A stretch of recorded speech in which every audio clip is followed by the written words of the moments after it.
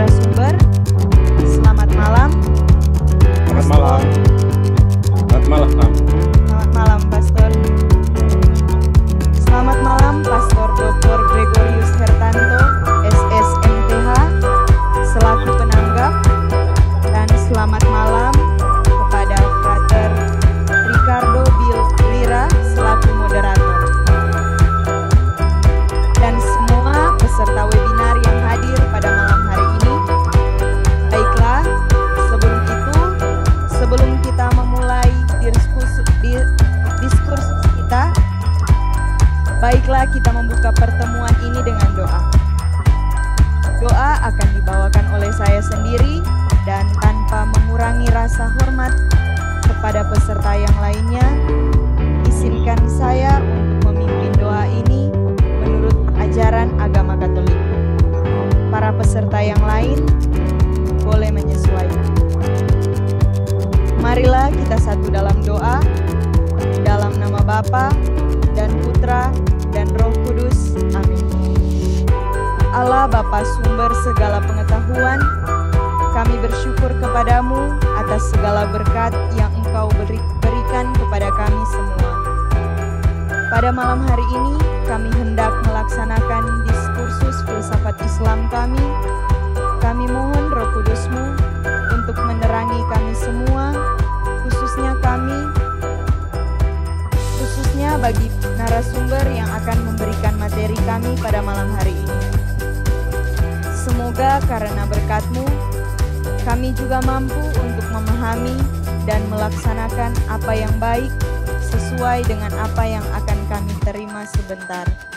Ini semua kami mohon dengan pengantaraan Kristus Tuhan kami. Amin. Dalam nama Bapa dan Putra dan Roh Kudus. Amin. Tanpa berlama-lama lagi, waktu selanjutnya saya berikan kepada moderator. Terima kasih kepada MC. Segenap civitas akademika Sekolah Tinggi Filsafat Seminari Pineleng, para alumni, saudara-saudari sekalian, para peserta webinar dimanapun berada, selamat malam dan selamat datang dalam webinar seri diskursus filsafat online ke-7 dari Sekolah Tinggi Filsafat Seminari Pineleng, khususnya program studi filsafat. Diucapkan selamat datang juga kepada saudara-saudara kita, kaum muslim, kalau ada, yang turut serta dalam webinar ini. Kami sangat bersyukur sekali karena kehadiran saudara-saudara sekalian akan sungguh memperkaya diskusi kita pada malam hari ini. Dan secara khusus diucapkan selamat datang dan selamat bergabung kepada narasumber kita pada malam hari ini, yakni Pastor Damianus Pongo, SS, Licenciate in Arabic and Islamology, dan juga penanggap kita, yakni Pastor Dr. Gregorius Hertanto Dwiwibowo, SSMTH. Tema yang diangkat pada webinar seri diskursus filsafat online ke-7 kali ini, yakni mengenal filsafat Islam. Latar belakang diangkatnya tema ini yakni bahwa belum lama ini, Paus Fransiskus mengeluarkan ensiklik Fratelli Tutti pada tahun 2020 yang isinya bertujuan untuk mendorong keinginan dan kerinduan akan adanya persaudaraan dan persahabatan global. Konteks pandemi COVID-19 menjadi latar belakang ensiklik ini dan membuka kesadaran bersama akan pentingnya berjalan bersama sebagai satu keluarga umat manusia dan menghadapi masalah bersama-sama sebagai saudara dan saudari tanpa memandang latar belakang agama, budaya, bangsa, dan etnis. Karena itulah tema webinar ini yakni mengenal filsafat Islam merupakan bagian dari usaha Prodi Filsafat Sekolah Tinggi Filsafat Seminari Pineleng untuk membantu hadirin sekalian, para peserta webinar, untuk mengenal dan memahami saudara-saudari kita, kaum muslim, lewat belajar tentang filsafat Islam. Diharapkan lewat usaha ini, ruang dialog semakin terbuka dan upaya untuk bergandengan tangan dalam menghadapi masalah dunia sebagaimana diamanatkan oleh Paus Fransiskus dalam Fratelli Tutti dan juga dalam dokumen Abu Dhabi bersama dengan Imam Besar Al-Aqsar, Ahmad Al-Tayyib, menjadi bagian dari usaha kita bersama sebagai saudara dan saudari. Marilah sekarang kita bersama-sama mengikuti pemaparan dan presentasi dari Pastor Damian Spongo dengan judul Filsafat Islam Suatu Introduksi. Waktu selanjutnya diberikan sepenuhnya kepada Pastor. Kepada Pastor, disilahkan. Terima kasih kepada moderator, Frater Bill, dan selamat berjumpa untuk semua yang ambil bagian dalam webinar ini. Tema yang diserahkan kepada saya adalah filsafat Islam. Dalam diskusi dengan Pastor Timo, saya kemudian memberi judul materi saya yang akan dipaparkan pada malam hari ini dengan filsafat Islam suatu introduksi. Dalam pengertian di benak saya adalah latar belakang STF. Di Sekolah Tinggi Filsafat Seminari Pineleng, porsi untuk filsafat lebih filsafat klasik Yunani, filsafat Barat. Sementara porsi untuk filsafat Timur dan lebih khusus lagi filsafat Islam tidak sebesar itu.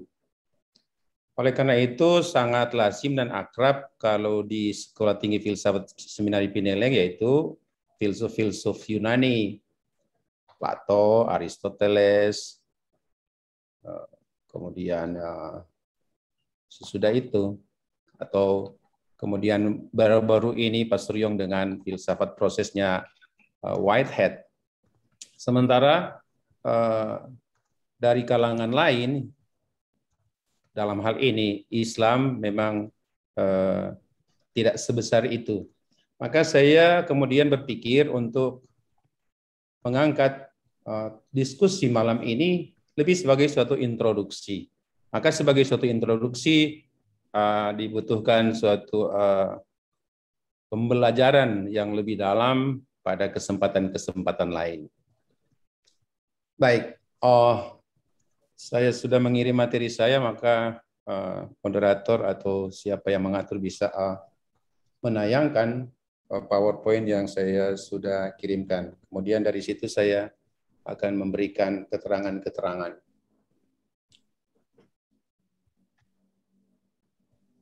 Bisa ditayangkan apa yang?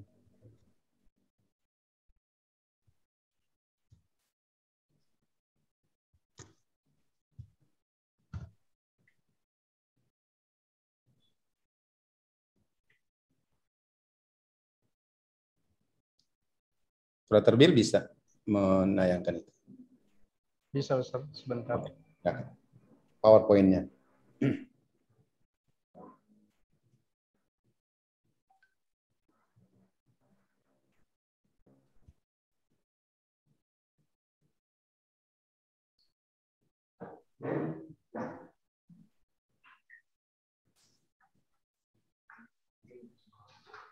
Baik. Judul pertama memang saya sebut filsafat Islam suatu introduksi. Nah, filsafat. Jadi dalam literatur Islam lazim dipakai kata hikmah. Hikmah untuk menyebut filsafat selain tentu kata falsafah. Falsafah adalah transliterasi kata Yunani filosofia ke dalam bahasa Arab. Jadi dalam literatur Islam, kalau kita bicara filsafat, kita akan menemukan dua istilah ini, hikmah dan falsafah. Nah, falsafah atau hikmah berasal dari kata Arab al-hakamah yang berarti tali kekang kuda, tali kekang ke kuda. Nah, makna ini tentu erat hubungannya dengan aktivitas filsafat dalam pengertian umum, yakni filsafat berarti berpikir sistematis, teratur, terarah. Nah, hikmah kemudian dalam kamus yang saya punyai dan kemudian saya buka, hikmah kemudian punya makna kebijaksanaan atau diterjemahkan dengan kecerdasan, filsafat. Itu tadi saya katakan kata hikmah diartikan dari kata filsafat, pepatah atau dasar rasional. Jadi agak berbeda dengan pemahaman umum hikmah, lebih soal wise, kebijaksanaan. Tapi kata hikmah sangat mendalam. Kalau filsafat memang lebih sangat rasional, tapi kata hikmah saya merasa lebih memang lebih soal kecerdasan yang dalam pengertian yang sangat luas, ya, wise, kebijaksanaan. Kemudian itu secara teknis. Kemudian bicara tentang filsafat, ada dua pendapat dari literatur juga mengatakan dari mana ini filsafat Islam. Ya, kita sekarang mulai bicara tentang filsafat Islam. Kapan dan bagaimana filsafat itu bisa muncul dalam lingkungan Islam, lingkungan Arab. Dan ada dua pendapat. Pendapat pertama, filsafat Islam merupakan buah pengaruh kebudayaan Helenisme. Ya, lantas ada latar belakang historiknya. Pendudukan oleh Kaisar Alexander Agung pada tahun 331 sebelum Masehi atas Persia menyebabkan akulturasi kebudayaan dan pemikiran Yunani dengan kawasan yang bakal menjadi basis Islam. Kita tahu tentu Islam kemudian masuk pada abad ke-6 Masehi dengan kehadiran Nabi Muhammad. Sehingga saya sebut filsafat Yunani sudah masuk di kawasan yaitu Persia yang bakal menjadi basis Islam. Puncaknya adalah penerjemahan naskah-naskah ilmu pengetahuan dan filsafat berbahasa Yunani, Persia, Syria, dan India ke dalam bahasa Arab di era Bani Abbasiyah. Ada satu yang sangat terkenal, yakni yang disebut Baitul Hikmah, rumah kebijaksanaan yang didirikan di masa Khalifah Harun al-Rashid di Baghdad, yakni suatu lembaga dan pusat kajian ilmiah. Saya merujuk salah satu sumber yaitu ensiklopedia tematis dunia Islam, pemikiran dan peradaban. Ya, di situ ada informasi-informasinya. Jadi kendati ada banyak diskusi, tapi pendapat ini dipandang sebagai sekali lagi latar belakang munculnya filsafat Islam, yakni secara singkat penerjemahan buku-buku ilmu pengetahuan dan filsafat berbahasa Yunani, berbahasa Persia ke dalam bahasa Arab. Sehingga filsafat itu masuk. Dan itu pendapat, salah satu pendapat. Nah, sekali lagi saya katakan ada dua pendapat mengapa filsafat masuk dalam Islam. Pendapat kedua. Nah, pendapat kedua adalah filsafat Islam bukan berasal dari luar, dalam hal ini filsafat Yunani, tetapi berasal dari kitab suci Al-Quran dan sunnah hadis. Oliver Leman dalam bukunya An Introduction to Classical Islamic Philosophy mengangkat itu, bahwa filsafat itu bukan dari luar Islam, tetapi dari kalangan Islam sendiri. Nah, kemudian menyebut itu.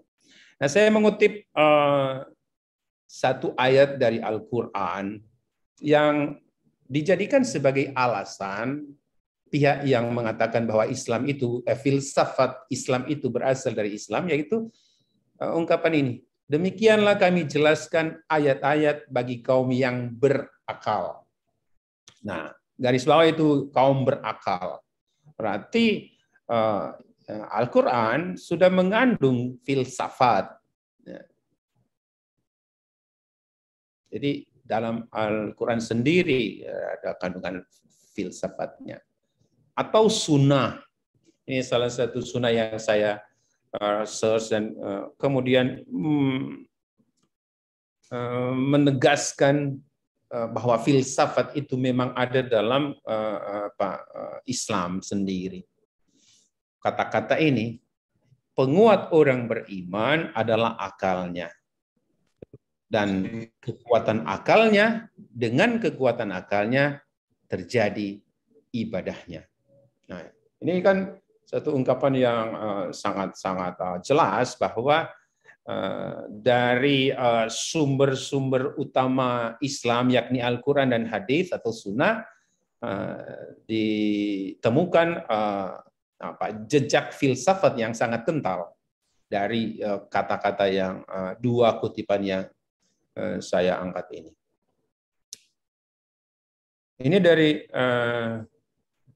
dari dua sumber saja. Nanti di bagian lain dalam sejarah ini baru dari dua sumber, yaitu Al-Quran dan Hadis atau Sunnah. Tapi dalam sejarah Islam akan muncul juga bahwa memang filsafat itu sudah ada dalam Islam. Dalam banyak literatur, kemudian dua pendapat ini coba didamaikan. Nah, saya tidak taruh di display PowerPoint ini, tetapi saya mengatakan siapa mempengaruhi siapa. Siapa mempengaruhi siapa? Pendapat umum adalah bahwa filsafat Islam itu muncul dari Islam dan kemudian menjadi subur dengan penerjemahan sumber-sumber atau literatur Yunani. Jadi ini pendapat para ahli. Saya hanya mengangkat dua pendapat dan kemudian mengangkat juga upaya para ilmuwan untuk menjembatani dua ini. Siapa mempengaruhi siapa. Oke. Berikut. Bagaimana sikap awal kaum muslim atas filsafat? Saya menunjukkan dua nanti. Bagian pertama adalah menerima. Nah, para teolog rasional, saya sebut mutakalimun, itu teolog rasional Islam. Istilah teknis mutakalimun atau para teolog menggunakan filsafat untuk membela iman dari serangan atau bantahan kaum intelektual. Sementara para filsuf, dalam hal ini tentu filsuf muslim, filosof, memakai filsafat untuk membuktikan bahwa kesimpulan-kesimpulan filsafat tidak bertentangan dengan ajaran iman. Filsafat dipakai untuk menjembatani ketegangan antara syariah dan filsafat. Jadi bilanglah kelompok cendekiawan muslim pada waktu itu, ada dua kelompok, yaitu mutakalimun, para teolog dan filosof, menggunakan filsafat. Jadi menerima filsafat dengan dua misi. Para teolog membela iman, memakai filsafat untuk membela iman, sementara para filsuf memakai filsafat untuk membuktikan bahwa kesimpulan filsafat tidak bertentangan dengan ajaran iman. Jadi filsafat dipakai untuk menjembatani ketegangan antara syariah dan filsafat. Nah, ini dua sikap menerima dengan dua arah dari dua kelompok para cendekiawan kaum muslim. Sikap berikut. Sudah menerima, ada sikap awal kaum muslim yang waspada atas filsafat. Nah, para cendekiawan muslim menuntut supaya dasar-dasar legitimasi keagamaan diambil dasarnya dari keagamaan itu sendiri. Ya, ambil dasar dari agama sendiri, tidak dicangkokkan dari luar. Jadi ini pendapat para cendekiawan muslim bahwa jangan memakai filsafat Yunani untuk membela Al-Quran. Seakan-akan pembelaannya ambil dari luar. Maka mereka waspada atas filsafat. Ada seorang tokoh, Al-Ghazali, dia menulis buku Tahafut al-Falasifah, ya. Ada di kamar dan di mana? di kuliah rasa-rasanya saya pernah menyampaikan itu. Tahafut al-falasifah, keruntuhan filsafat. Al-Ghazali, ya banyak orang mengkritisi dia. Dia bilang dia juga filsuf, dia teolog, tapi dia terkenal dengan bukunya ini, Tahafut al-falasifah. Ini. Keruntuhan filsafat. Nanti akan ada diskusi. Saya tentu tidak bisa memakai kesempatan ini untuk mendalami karena ya itu kembali ke judul bahwa kita tahap introduksi. Oke. Jadi pertama menerima sikap awal kaum muslim, yang kemudian yang kedua adalah waspada. Ada pemikir-pemikir yang memang menolak, tetapi bagi saya tidak terlalu signifikan dalam diskusi ini karena justru kita melihat jejak filsafat dalam Islam. Kalau memang tolak mentah-mentah, kita sudah sedikit keluar dari maksud, ya. Kita bicara tentang filsafat Islam. Berikut. Saya masih memberi judul sikap awalnya dengan bahasan berikutnya. Dan yang ini agak panjang. Saya baca saja. Cara berpikir filsafat Yunani yang sintesis, kontinu, analogis, dan demonstratif membentur atau berbenturan dengan cara berpikir Arab yang dualistis, diskontinu, dialogis, sebagaimana tampak dari corak atau struktur bahasanya yang disebut jadali. Jadali, ya. Ini istilah teknis struktur bahasa. Atau dialektik antara dua hal yang mutlak beroposisi tetapi saling berkaitan. Nah, di literatur Islam atau dari Islam kita sangat lazim dengan istilah-istilah ini. Khalik dan makhluk. Mungkin, mukmin dan kafir. Baka, fana. Haram, halal. Hak, batil. Ma'ruf, munkar. Wajib, mungkin. Ini satu model berbahasa khas Arab, ya. Jadali. Jadi dialek antara dua hal yang mutlak beroposisi. Kita tahu persis bahwa salah satu cara menerangkan misalnya kata khalik, apa itu khalik, dengan cara menerangkan makhluk. Makhluk itu bukan khalik. Jadi salah satu model menerangkan, mungkin istilah dalam filsafat abad pertengahan via negativa. Ya, via negativa. Jadi menerangkan sesuatu dengan mengangkat yang berbeda dengan itu.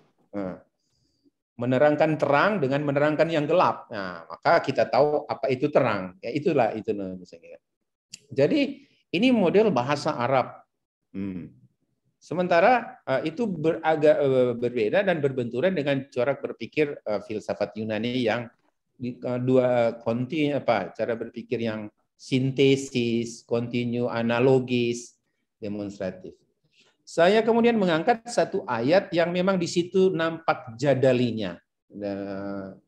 Surat Ar-Ra'd ayat 11. Allah tidak akan mengubah keadaan suatu bangsa selama mereka tidak mengubah keadaan mereka sendiri. Oke, jelas itu. Ini satu posisi. Allah tidak akan mengubah keadaan suatu bangsa selama mereka tidak mau mengubah keadaan mereka. Dan, nah ini, apabila Allah menghendaki malapetaka bagi suatu bangsa, maka tidak ada yang dapat menolaknya. Nah, kan ini dua preposisi yang jadali. Dua preposisi yang jadali. Ini khas kultur cara berbicara bahasa Arab. Jadali kemudian menyebabkan adanya perbedaan paham keagamaan antara kalangan populer Arab dan para teolog dan filsuf Muslim. Nah, saya katakan ini karena apa? Para teolog dan filsuf Muslim yang mulai berkenalan dengan cara corak berpikir Yunani yang sintesis, kontinu, analogis, kemudian berhadapan dengan kultur atau cara berpikir populer bangsa Arab. Nah, ini. Jadi sikap awal juga antara kaum awam kebanyakan dengan para ilmuwan ada perbedaan menanggapi kehadiran filsafat. Gitu.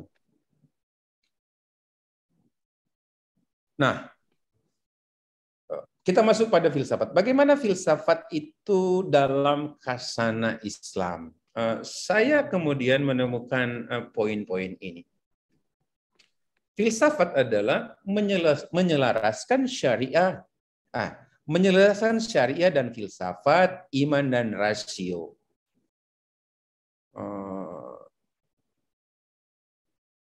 Filsafat coba menjembatani iman dan rasio, ya, antara menjembatani hukum-hukum dulu, ketentuan-ketentuan kaum muslim yang disebut syariah. Lantas dalam sejarah Islam muncullah ada satu aliran yang sangat filosofis boleh dikata. Saya kira banyak buku mengatakan itu, mengakui bahwa dalam sejarah, kemudian ya itu tadi saya katakan di display sebelumnya, Islam ada, filsafat itu ada dalam Islam. Tadi saya sudah sebut dalam Al-Quran, kemudian dalam hadis atau sunnah tradisi, dan sekarang dalam perkembangan sejarah dengan munculnya aliran teologi Mu'tazilah. Muncul di Basra, Irak dengan tokohnya Wasil ibn Atta. Nah, dalam aliran teologi Mu'tazilah, mereka meminjam sistem dan istilah filsafat Yunani seperti istilah kehendak bebas dan tanggung jawab untuk membaca dan menerangkan Al-Quran. Nah, ini ada dalam bukunya Harun Nasution, mengenal aliran dalam Islam, aliran irawan. Oh, saya sebut nanti di dan di STF ada bukunya itu, Harun Nasution. Nah, ini tema utama filsafat Islam, menyeraskan antara filsafat dan syariah, menyeraskan filsafat berusaha untuk membuat jembatan itu antara filsafat murni dan syariah, antara iman dan rasio. Lantas kemudian saya mengangkat aliran teologi Mu'tazilah untuk mewakili usaha ini. Jadi ini kelompok dulu ya, awal. Abad ke-8 Masehi muncul. Berikutnya. Ciri-ciri filsafat Islam.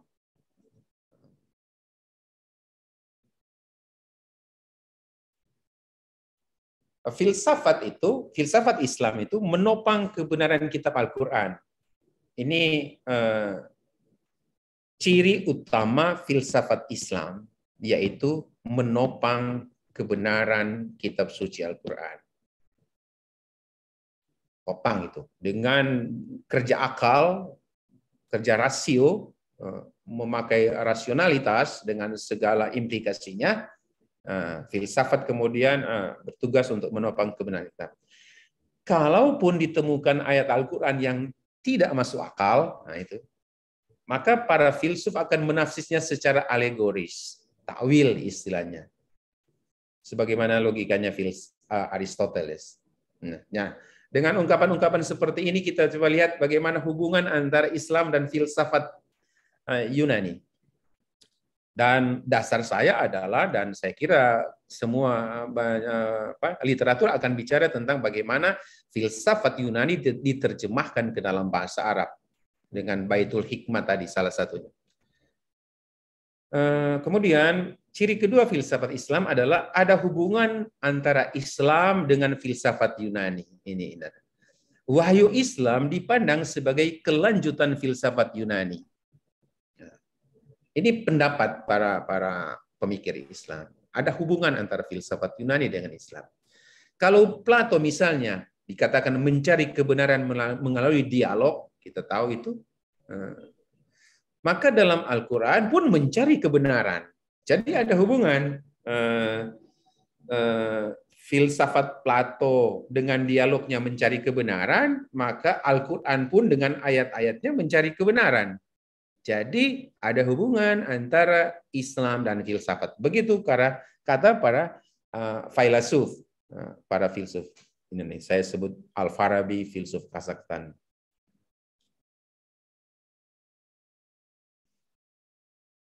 Ciri selanjutnya adalah filsafat Islam bertujuan untuk mendapatkan pengetahuan, kearifan dalam arti kualitas keagamaan. Nah, di sini mulai muncul, saya harus garis bawahi kata kualitas keagamaan, karena dalam filsafat Yunani lebih soal pengetahuan. Dalam filsafat Islam, segala upaya untuk menerangkan secara rasional dan mencari pengetahuan, mencari kata hikmah itu tujuannya untuk apa? Dalam arti meraih kualitas keagamaan. Nah, tentu kita tidak bisa lupa akan maksud dari para mutakalimun dan para filsuf untuk memakai filsafat Islam.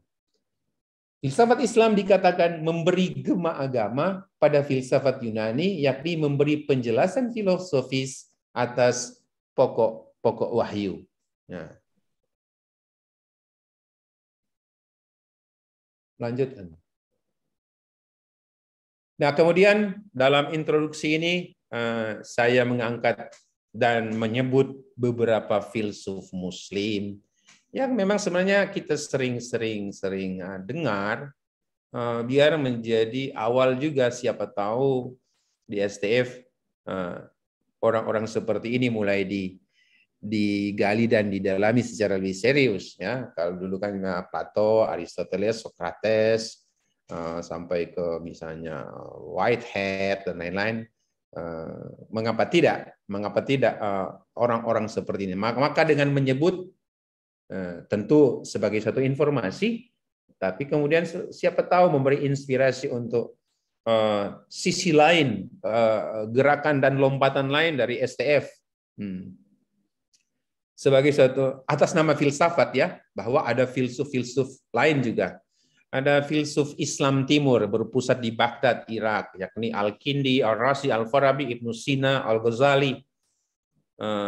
Filsuf Islam Barat berpusat di Cordoba, Spanyol, Ibnu Baja, Maskawiyah, Ibnu Rus, Ibnu Khaldun. Ya, saya sebut sajalah filsuf-filsuf ini untuk kemudian ya siapa tahu boleh menjadi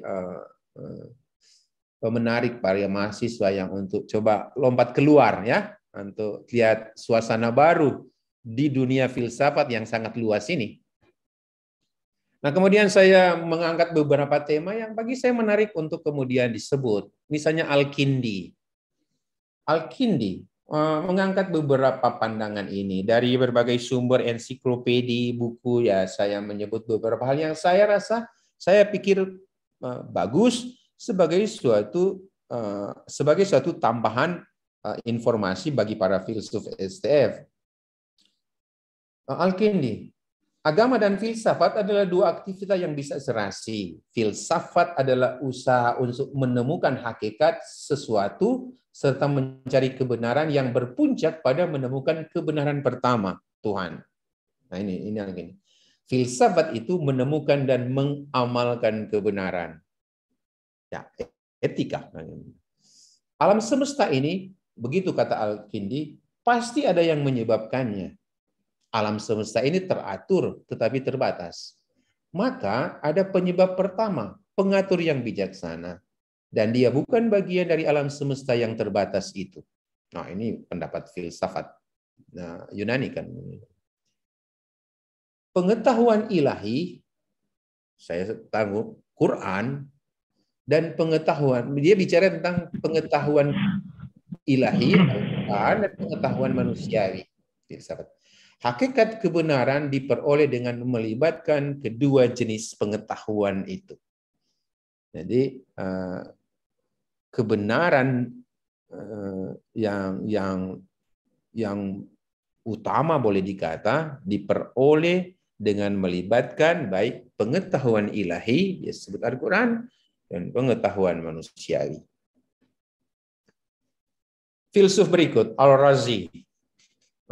Al-Razi dikenal dengan ajaran 5 kekal. Apa yang 5 yang kekal itu? 1 Tuhan, jiwa, Universal, materi pertama, ruang absolut, zaman absolut. Alam semesta ini adalah materi, berada dalam ruang, bergerak dari waktu ke waktu. Pergerakan alam ini mengindikasikan adanya jiwa yang mengatur, yakni Tuhan. Nah, ini kata-kata pendapat Al-Razi. Al-Razi juga bicara tentang antara jiwa dan materi, ya, tubuh. Jiwa lalu mengambil tubuh sebagai ruang. Jiwa mempunyai daya akal untuk menyadarkan tubuh dari kenikmatan material. Jiwa bisa menyucikan tubuh lewat filsafat. Bila jiwa tidak lagi menyatu dengan tubuh, maka jiwa kembali ke dunia asalnya dan tubuh kembali menjadi materi asal. Razi tentang akal. Akal adalah karunia terbesar dari Tuhan. Akal menjadikan manusia lebih mulia dari hewan. Akal memberi pengetahuan, akal memperbaiki hidup, penguji dan pengendali keinginan. Dengan akal, manusia bisa mengetahui ajaran agama.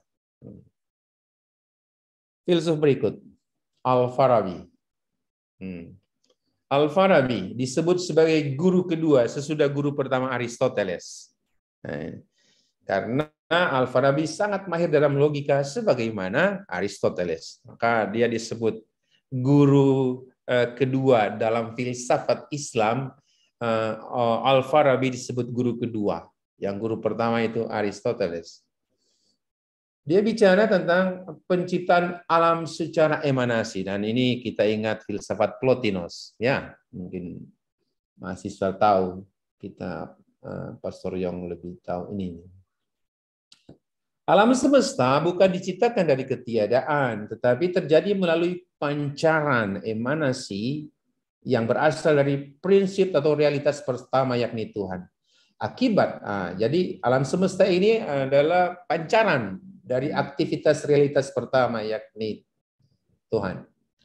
Akibat aktivitas Tuhan dalam dirinya sendiri. Jadi alam semesta ini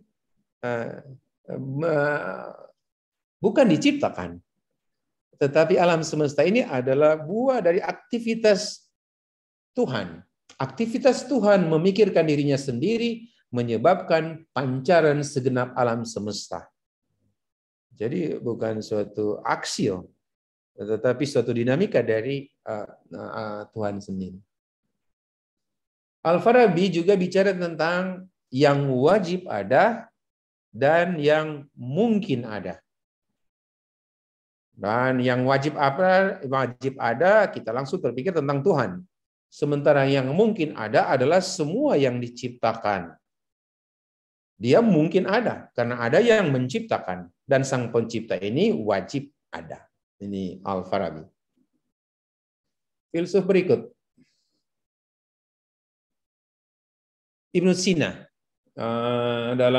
Di Eropa dikenal dengan Avicenna.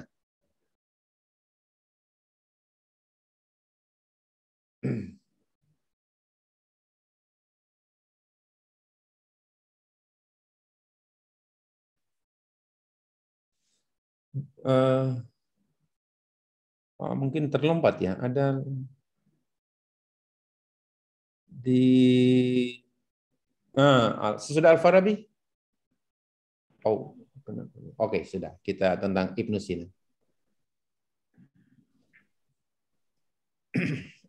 Ibnu Sina berpendapat bahwa jiwa merupakan hakikat manusia. Jiwa merupakan kesempurnaan awal. Prinsip pertama dari manusia itu jiwa. Sementara tubuh merupakan prasyarat bagi jiwa, lantaran ia bisa dinamakan jiwa jika ia aktual di dalam tubuh. Nah, ini pandangan filsafat. Para filsuf bisa melihat itu.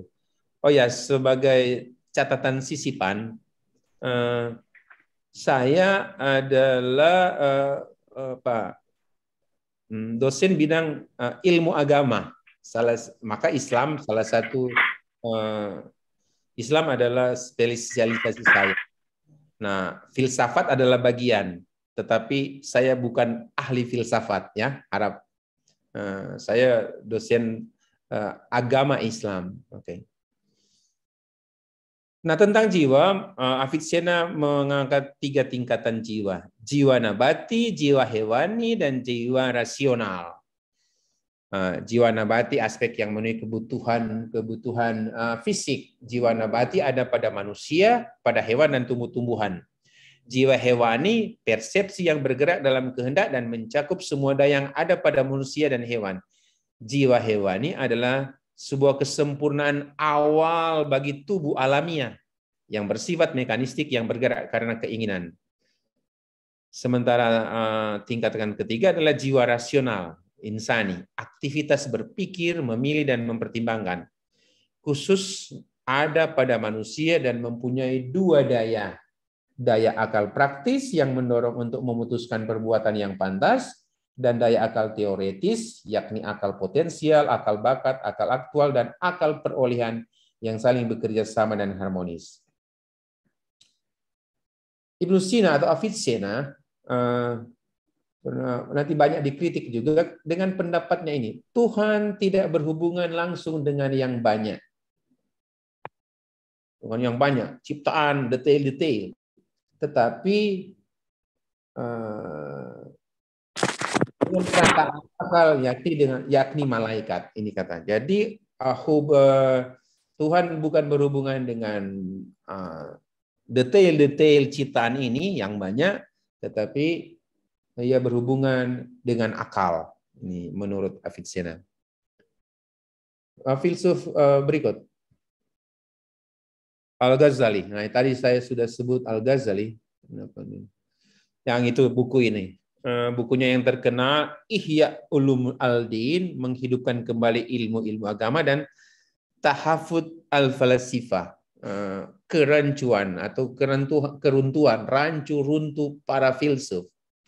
Nah, dalam buku ini, dalam Tahafut al-Falasifah, Al-Ghazali mengkritik ide para filsuf muslim sebagai kerancuan logika. Ia ada 20 kritiknya atas filsafat. Tapi saya menyebut 3 kritik yang bagi dia itu mengungkapkan kekafiran.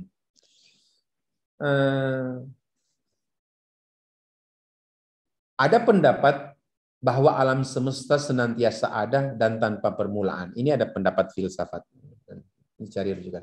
Nah, bagi Al-Ghazali, paham ini bertentangan dengan Al-Quran yang memuat kisah Tuhan menciptakan alam semesta. Ini jadi pendapat filsafat yang mengatakan bahwa alam semesta itu senantiasa ada tanpa permulaan. Bagi dia itu sesat, kafir. Karena menurut Al-Ghazali, dalam Quran ada kisah tentang Tuhan menciptakan. Yang kedua, pendapat bahwa Tuhan hanya mengetahui perkara-perkara mujmal, umum, dan Tuhan tidak mengetahui perkara-perkara kecil, parsial, khusus, ditentang oleh Al-Ghazali. Bagi Al-Ghazali, segala sesuatu diketahui oleh Allah, atau diketahui oleh Tuhan. Jadi ada pendapat filsafatnya seperti yang saya sebutkan tadi, bahwa Tuhan hanya mengetahui yang umum, yang besar, sementara yang kecil itu merupakan gerakan alam lah atau apa namanya, itu ditentang oleh Al-Ghazali. Kekafiran pertama dalam filsafat menurut Al-Ghazali, pendapat bahwa hanya roh dan bukan jasad yang akan dibangkitkan di hari terakhir. Ini sesat, kafir menurut Al-Ghazali. Bagi Al-Ghazali, kehidupan di akhirat adalah kebangkitan badan dan jiwa. Badan dibangkitkan dan disatukan dengan jiwa untuk merasakan nikmat surgawi, nikmat surgawi atau azab neraka sebagaimana diajarkan dalam kitab Al-Qur'an dan hadis Nabi. Nah, kita tahu di Islamologi sudah keterangan eskatologinya Islam bagaimana. Nanti dalam Al-Qur'an dilukiskan bagaimana sesudah kematian ada hari perhitungan dan kemudian hari pembalasan. Sesudah kematian ada hari kebangkitan, ada hari perhitungan, dan kemudian ada pembalasan. Yang berbuat amal akan masuk surga, yang lebih banyak dosa-dosanya, kekurangan-kekurangannya, penyangkalan akan masuk neraka dengan segala akibatnya, dan jiwa dan badannya akan mengalami balasan-balasan itu. Begitu kata Al-Ghazali. Sementara ada pendapat filsafat bahwa sesudah kematian hanya jiwa yang akan dibangkitkan, sementara badan tidak. Berikut. Terus, atau yang dikenal dengan Averroes, dia berpendapat bahwa tidak ada pertentangan antara agama dan filsafat. Inti dari filsafat adalah berpikir tentang realitas objektif wujud. Dan filsafat kemudian mampu untuk berpikir untuk mengetahui sang penciptanya yang semuanya tertera dalam kitab Al-Quran. Jadi aktivitas berfilsafat adalah aktivitas berpikir tentang realitas objektif wujud. Dan realitas objektif itu ada penciptanya. Dan sang pencipta itu tertulis dalam Al-Quran. Jadi tidak ada pertentangan antara agama, tentu agama Islam dan filsafat. Nah, tadi sudah disebut, dan sekarang ada pendapat Ibnu Rushd. Tuhan mengetahui hal-hal khusus, detail, yang tak sama dengan pengetahuan manusia. Manusia mengetahui hal-hal detail lewat pengamatan. Melihat, mempelajari, mengamati, ia kemudian sampai pada pengetahuan tentang hal-hal detail. Sebaliknya, Tuhan adalah pembuat azali hal-hal detail itu. Maka karena ia yang membuat hal-hal detail, maka ia mengetahui hal-hal detail. Beda dengan pengetahuan manusia. Pengetahuan manusia atas hal-hal detail itu bisa dimiliki, pengetahuan itu bisa dimiliki karena manusia melalui proses melihat, mengamati, mempelajari. Sementara pengetahuan Tuhan akan hal-hal detail itu ada karena ia yang membuatnya. Ibnu Rushd kemudian mengangkat jalan untuk memperoleh pengetahuan atau kebenaran epistemologi. Dia sebut burhan, demonstratif ala filsafat, jadali, dialektik, ya kita sudah sebut, dan retorik atau mengutip, ya. Nah, itu pendapat Ibnu Rushd. Selanjutnya saya akan bicara tentang filsafat. Ingat filsafat, ada filsafat metafisika, filsafat cabang-cabang dari filsafat. Kita tahu metafisika, ada epistemologi, ada etika. Nah, saya tidak akan bicara selanjutnya, saya akan lebih khusus pada epistemologi. Epistemologi Islam, ya, sebagai cabang filsafat. Nah, itu saya mengutip ilmuwan Maroko Muhammad Abdel Jabiri, ya. Dia menyebut 3 bentuk epistemologi filsafat Islam dalam arti sumber pengetahuan, yang yakni bayani, irfani, dan burhani. Bayani, irfani, dan burhani. Bayani. Bayani berasal dari kata Arab bayan, berarti penjelasan.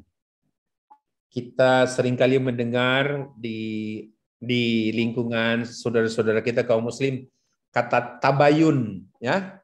Tabayun. Jadi kalau mendengar sesuatu, ayo tabayun. Nah, ini bagus ini, ya. Artinya apa?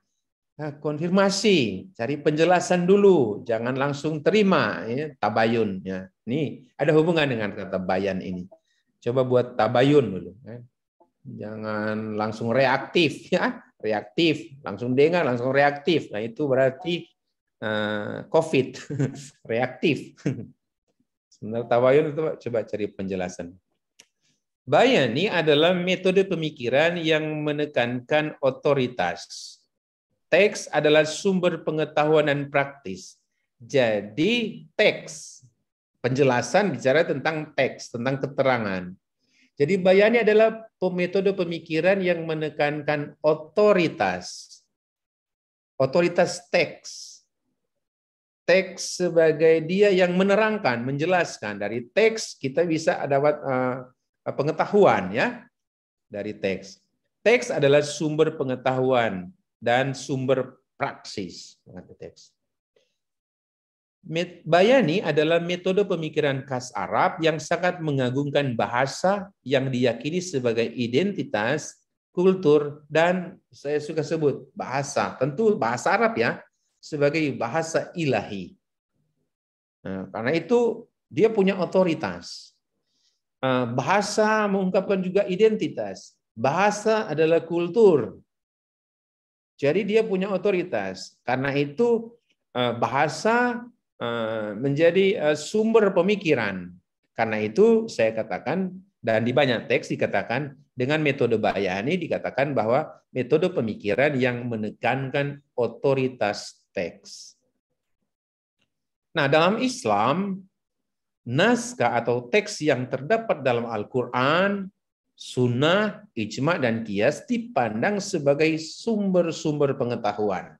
Kita tahu dalam Islamologi di kelas kita sudah membahas ini, tentu di lingkungan STF ya, sumber-sumber pemikiran Islam 4 ini, Al-Quran, Sunnah, Ijma, dan Qiyas. Nah, karena itu dikatakan teks Al-Quran, Sunnah, dan Ijma, dan Qiyas dipandang sebagai sumber pengetahuan. Inilah epistemologi ya, bicara tentang ilmu pengetahuan, tentang kebenaran. Berikut. Imam Syafi'i, pendiri mazhab fiqh Syafi'i, ya, menjelaskan 3 ini. Teks Al-Quran adalah sumber utama dan lengkap. Ini prinsip ya. Nah, teks sunnah atau hadis adalah penjelasan atas teks Al-Quran yang masih bersifat umum. Jadi prinsipnya Al-Quran adalah sumber utama dan lengkap. Ini Islam, jalan pemikiran Islam adalah Al-Quran memuat segala ketentuan yang mengatur kehidupan manusia dalam berbagai aspek. Karena itu disebut Al-Quran adalah sumber utama dan lengkap. Sumber atas apa? Tentu sumber atas segala sesuatu yang berhubungan dengan kehidupan manusia di berbagai disiplin, filsafat, teologi, etika, ibadah. Ya, kalau masuk lebih dalam lagi ke lebih rinci lagi, ekonomi, politik, pendidikan, dan lain-lain. Nah, ini cara berpikir Islam, ya, bahwa Al-Quran adalah sumber utama dan lengkap. Yang kedua, teks sunnah atau hadis adalah penjelasan atas teks Al-Quran yang masih bersifat umum. Dalam pengertian bahwa ada hal-hal yang bilanglah belum jelas, tapi bukan berarti tidak terkandung, tapi butuh penjelasan. Oleh karena itu, posisi ini ditempati oleh sunnah. Sunnah itu menerangkan Al-Quran. Ketiga, teks Qiyas atau analogi adalah penjelasan atas teks Al-Quran dan sunnah yang bersifat umum. Al-Quran sudah memuat semuanya, sudah diterangkan oleh sunnah, tetapi bisa saja, tentu ada catatan, dalam perkembangan zaman ada hal yang cari rujukan ke sunnah belum dapat, cari rujukan ke Al-Quran belum dapat, tetapi kemudian dalam Islam dipakailah apa yang disebut qiyas atau analogi. 4. Teks ijma, kesepakatan para ulama yang berijtihad, yang memakai akal atas teks Quran, sunnah, dan qiyas. Dalam perkembangan zaman, kemudian ada suatu hal yang mungkin perlu penjelasan lagi. Umat membutuhkan kejelasan.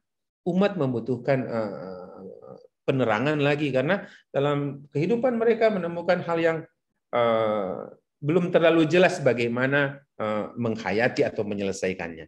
Maka dalam Islam dipakailah ijma, kesepakatan para ulama yang berijtihad, yang memakai akal dengan merujuk pada teks Al-Quran, sunnah, dan qiyas. Bisa saja di sana sudah ada ketentuan-ketentuan yang berhubungan dengan pertanyaan umat atau bilanglah kebutuhan penjelasan bagaimana praksis kehidupan praktek umat di zaman yang kemudian sampai ke modern ini. Maka posisi ijma atau kesepakatan teks ijma itu menjadi penting. Jadi empat teks ini tidak bertentangan, tetapi kemudian memang selalu merujuk ke Al-Quran, menerangkan, ya bisa saja menerangkan atas keterangan. Jadi ijma bisa saja menerangkan keterangan atas kias. Ijma menerangkan keterangan sunnah dan seterusnya. Tapi intinya dalam Islam kita mengerti bahwa segala sesuatu sudah terkandung dalam Al-Quran. Baik itu. Jadi itulah otoritas teks menurut saya kan. Selanjutnya. Nah, beberapa hal yang ada hubungan dengan bayani, karena itu ini penting, karena ini bicara tentang otoritas teks ini, maka itu menjadi sangat serius. Tidak serta-merta hanya membaca teks, tapi tentu ada cerita panjang di balik mengapa sampai teks itu punya otoritas. Nah, dalam Islam tiga hal ini saya angkat. Dalam Al-Quran, ya kita tahu juga surat 3 ayat 7 dikatakan bahwa dalam Al-Quran ada ayat yang disebut muhkamat, terang maknanya. Dan ada ayat yang mutasyabihat, tidak terang maknanya. Tidak terang maknanya. Dalam artian tentu bisa saja dari multi tafsir.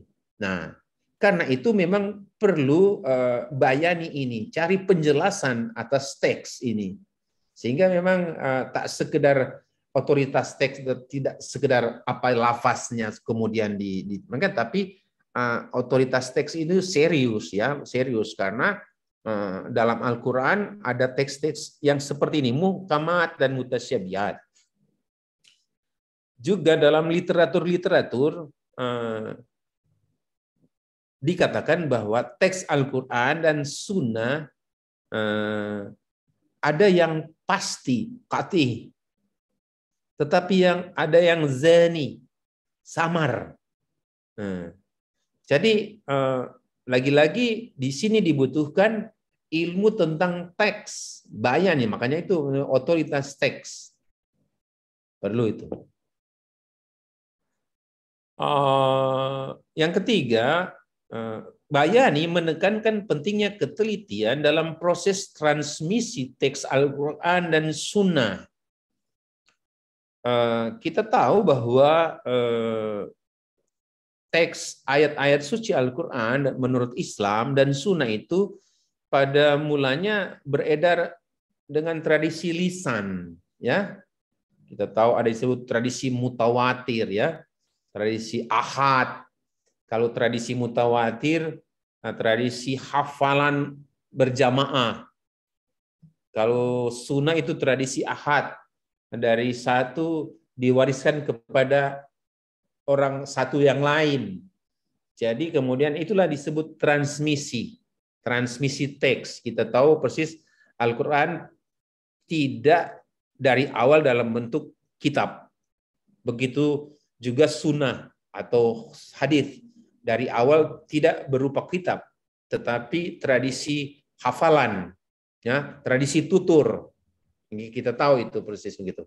Nah, tentu tradisi tutur ini resikonya besar, bisa saja dihafal beda si penghafal, si pendengar. Misalnya Nabi Muhammad menyebut ayat di hadapan 3 orang. Nah, 3 orang ini bisa saja punya hafalan yang berbeda. Begitu juga dalam hal sunnah. Nabi mengatakan ini didengar oleh si A, tetapi diartikan lain oleh si B. Nah, ini resiko tradisi tutur. Nah, maka di sini pentingnya dalam bayani, karena bicara tentang teks yang tertulis, ini perlu diteliti baik-baik nih. Apakah ini betul-betul diwariskan, ditransmisikan secara tepat. Dan kita tahu ada cerita panjang di balik ungkapan ini. Ada ilmu rijal, ilmu tentang perawi ilmu tentang para pewaris, dan ini suatu tema besar dalam Islamologi. Ya. Fulan, kita tahu di filsafat ya, di mata kuliah, si Fulan mengatakan bahwa Fulan. 10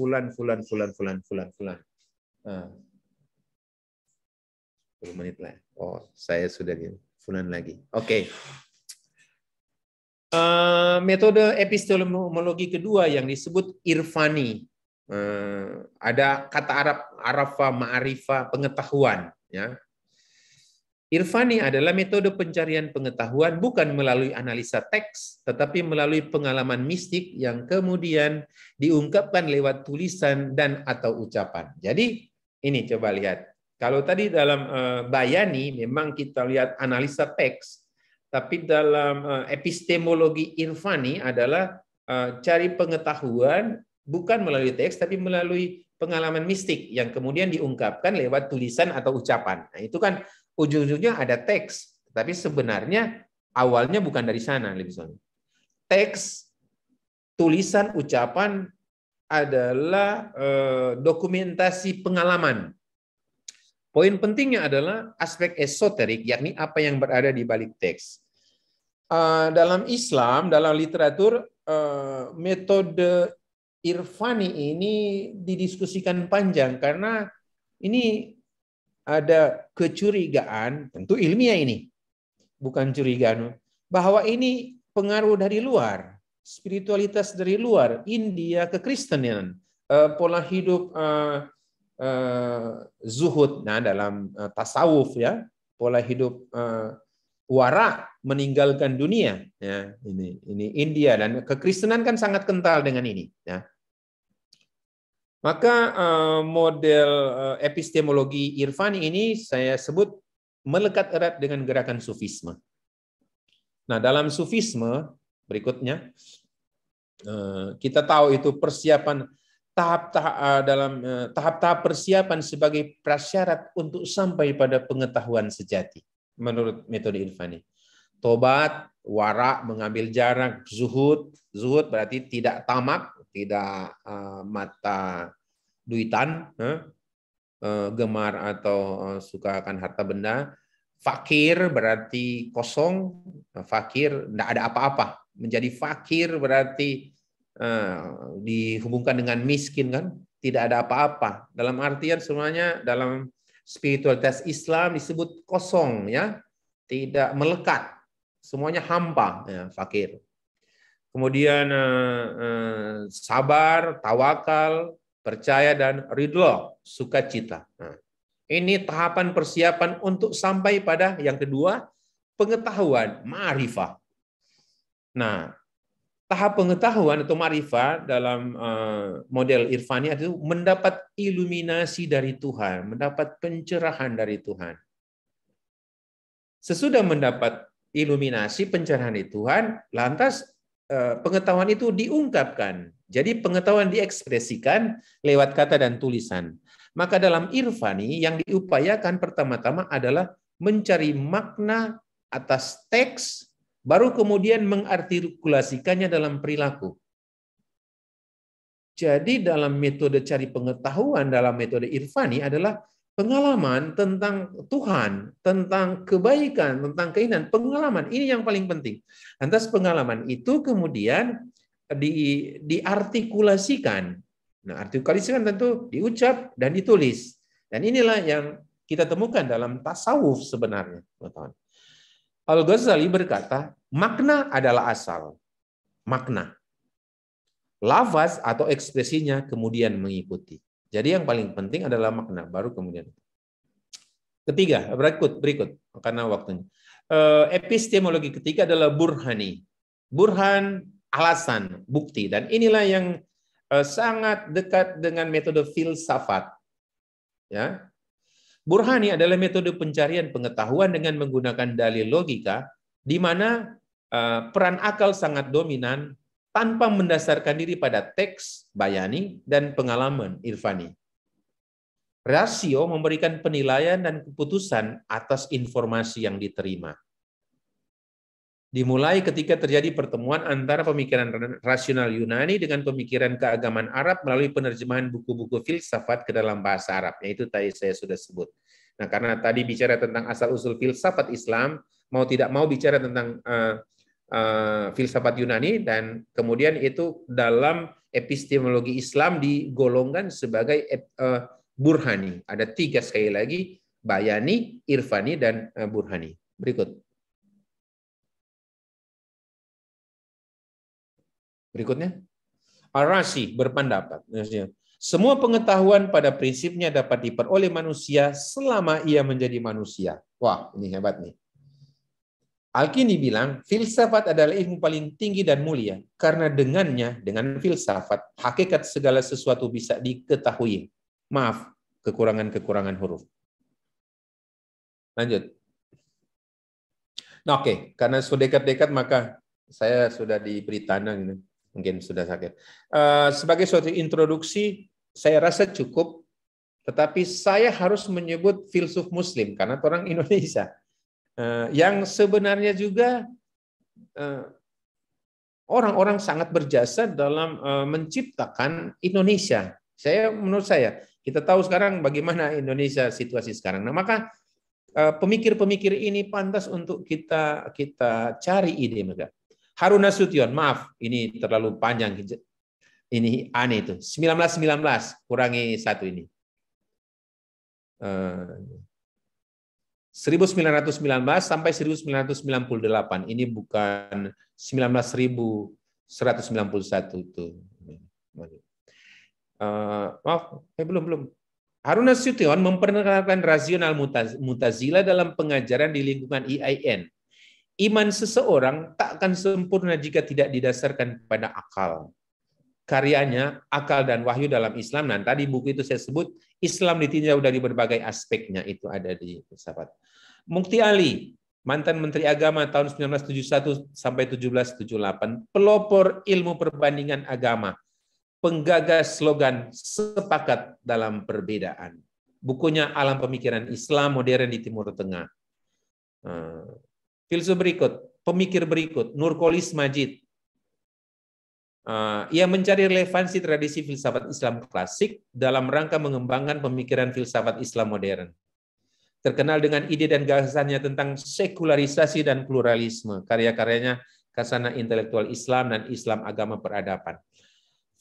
Kita tahu Nurkolis Majid, ia memang sekularisasi dan pluralisme, ia menjadi tokohnya di Indonesia dengan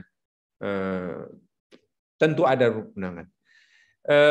Saya mempelajari ternyata filsuf-filsuf Muslim ini kebanyakan mengacu pada tokoh pelopor Mesir kontemporer, yaitu Muhammad Abduh.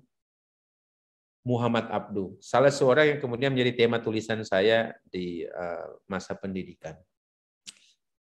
Baik, Frater Bill dan para peserta webinar, saya pandang ini yang bisa saya katakan sebagai sekali lagi suatu introduksi. Saya harus mengakui bahwa bidang saya ada bilangan Islamologi, dan bagian dari Islamologi adalah filsafat, tapi saya bukan spesialis filsuf. Oleh karena itu saya memang sampai pada introduksi dengan nama-nama yang sangat lazim, sangat akrab, hanya memang butuh pendalaman ide-ide mereka. Terima kasih, segala kekurangan dan segala keterbatasan harap dimaklumi. Saya kembalikan kepada moderator. Baik, diucapkan sekali lagi terima kasih kepada Pastor Dami yang telah memaparkan materi dengan judul Filsafat Islam Suatu Introduksi. Diucapkan selamat datang juga kepada para peserta webinar yang baru bergabung bersama kita sekalian di tempat ini. Nah, agar kita berada dalam koridor berpikir yang sama, sebagaimana telah dipresentasikan oleh Pastor, saya hendak membacakan lagi pokok-pokok yang diangkat oleh Pastor tadi.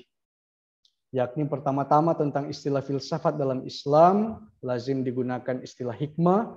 Kedua, latar belakang filsafat Islam, ada 2 pendapat, yakni adanya pengaruh Helenisme, karena penerjemahan teks filsafat dalam bahasa Arab, dan juga berasal dari Al-Quran itu sendiri. Ketiga, sikap awal kaum muslim terhadap filsafat, yakni ada yang menerima tapi ada juga yang waspada. Keempat, tema utama filsafat Islam, yakni menyelaraskan syariah dan filsafat atau iman dan rasio. Kelima, ciri-ciri filsafat Islam, yakni menopang kebenaran Al-Quran dalam konteks memberi penjelasan filosofis atas pokok-pokok wahyu. Keenam, beberapa filsuf muslim yang dibagi dalam kelompok timur, yakni pusatnya di Baghdad, Irak, dan barat, yakni pusatnya di Cordoba, Spanyol. Ketujuh, epistemologi Arab yang terdiri atas Bayani, Irfani, dan Burhani. Dan terakhir, filsuf muslim Indonesia ada Harun Nasution, Mukti Ali, dan Nurkolis Majid. Nah, hendaknya pokok-pokok ini menjadi bingkai kita bersama dalam berdiskusi. Sekarang kita masuk dalam sesi tanya jawab. Bisa bertanya secara langsung, diawali dengan memberikan emoticon raise hand, lalu diberikan kesempatan, atau bisa juga lewat kolom chat. Pertanyaan yang diberikan hendaknya singkat, padat, dan jelas atau to the point. Nah, pertama, 3 orang penanya pertama dulu. Nah, tadi di kolom chat sudah ada dari Lukas. Pertanyaan pertama dari Lukas, dari Sumba NTT. Salam untuk Sumba NTT. Nah, pertanyaannya sebagai berikut. Sebenarnya bukan manusia yang mewajibkan adanya Tuhan, tetapi Tuhan sudah ada sebelum manusia. Yang dimaksud wajib ada itu, apakah manusia yang adakan Tuhan atau bagaimana? Jadi ini kalau tidak salah, Pastor, tentang pandangan seorang filsuf tentang yang wajib ada dengan yang mungkin ada. Itu pertanyaan pertama. Kemudian pertanyaan kedua di kolom chat dulu. Dari Jihan Renwarin dari asal Maluku Tenggara, Tual. Saya ingin bertanya, apakah filsafat bertentangan dengan ajaran Imam Al-Ghazali? Sesuai yang tadi Pastor katakan, kalau Imam Al-Ghazali sangat waspada, dan karena itu dia kurang mengerti pada bagian itu. Maksudnya, menurut Imam, kalau nggak salah tentang keruntuhan filsafat itu, Pastor, Imam Al-Ghazali mengatakan tentang keruntuhan filsafat, jadi menurutnya apakah filsafat bertentangan dengan ajaran Imam Al-Ghazali tersebut? Nah, pertanyaan kedua itu, dan pertanyaan ketiga dari Frater Yubel Pusli. Saya juga mau bertanya, mengapa filsafat Islam selalu didasarkan pada Al-Quran? Dan apakah ada filsafat Islam yang terlepas dari Al-Quran? Dan bagaimana para filsuf Islam bertolak dari Bayani dapat menjelaskan kebenaran Al-Quran sebagai sumber pengetahuan utama dan lengkap, penjelasan lebih lanjut atas otoritas teks Al-Quran jika Al-Quran sendiri berasal dari tradisi lisan, dan sejauh mana pengaruhnya atas hidup religi Islam. Ini sudah banyak pertanyaan ini, Yubel ini. Nah, tapi kurang lebih tentang otoritas Al-Quran itu sendiri dapat diterangkan seperti apa. Begitu besar. Itu 3 pertanyaan pertama. Mohon dijawab. Saya sebut untuk diulang ya. Tentang wajib ada dari Al-Farabi. Pertanyaan pertama. Mohon diulang pertanyaannya. Karena saya... Baik, Pastor. Jadi, sebenarnya bukan manusia yang mewajibkan adanya Tuhan. Tetapi Tuhan sudah ada sebelum manusia. Yang dimaksud wajib ada itu, apakah manusia yang adakan Tuhan atau bagaimana? Oh, yang dimaksud dengan wajib ada, ini dalam kerangka berpikir filsafat ya. Yes. Jadi dalam kerangka dalam kerangka berpikir filsafat Islam, salah satunya disebut Al-Farabi, bahwa ada yang wajib ada. Itu Tuhan. Itu wajib ada. Sementara yang lain itu mungkin ada. Tentu ajaran filosofisnya jelas. Karena yang lain itu tergantung pada sang pencipta. Jadi dia bisa ada, bisa tidak. Tergantung penciptanya mau. Sementara kalau adalah penciptaan itu, dalam proses penciptaan itu, pasti ada yang wajib ada. Nah, itulah Tuhan. Jadi ini kerangka berpikir filsafat. Oke? Si siapa? Frater atau yang pertanyaan? Ya, itu jawaban singkat saya. Jadi ini kita harus menjawab ini kerangka berpikir filsafat. Bahwa ada yang wajib ada dan ada yang mungkin ada. Nah, keterangannya wajib ada itulah Sang Pencipta, yaitu Tuhan. Sementara yang mungkin ada adalah manusia, hewan, tumbuh-tumbuhan, dan lain-lain. Itu jalan pikirannya. Oke, jadi itu jawaban. Yang kedua, apakah saya mengutip, berarti Al-Ghazali melihat filsafat bertentangan dengan iman, atau saya tidak menangkap baik-baik? Ya, maksudnya menurutnya apakah filsafat bertentangan dengan ajaran dari Imam Al-Ghazali? Oh, sebenarnya tidak. Ya. Jadi tentang tahafut, al-tahafut juga ada tahafut ya. Jadi maaf, buku ini juga memunculkan saya lupa namanya, tapi nanti muncul itu. Memunculkan juga tahafut. Jadi kerancuan dari tahafut. Jadi judul buku ini Tahafut al-Falasifah. Jadi kerancuan para filsuf. Kalau saya teringat ya betul. Ada filsuf Muslim yang kemudian mengeluarkan buku Tahafut al-Tahafut, kerancuan atas buku Tahafutnya Al-Ghazali. Jadi ada diskusi panjang ya, diskusi panjang tadi. Jadi sebenarnya juga ini diskusi para filsuf dan itu lazim, itu biasa. Al-Ghazali adalah filsuf, tapi dia serentak sufi. Ya, dia juga teolog, dia dokter ya.